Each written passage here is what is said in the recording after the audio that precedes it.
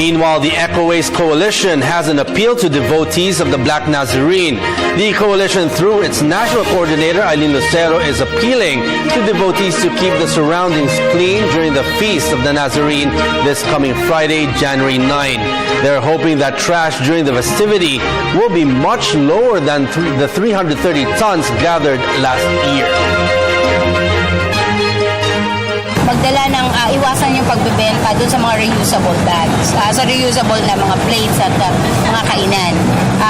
Ang isa pa, kung yung mga naglalakad natin, kasi itong translation ay in-invite natin yung mga devotees sa natin nakapaa.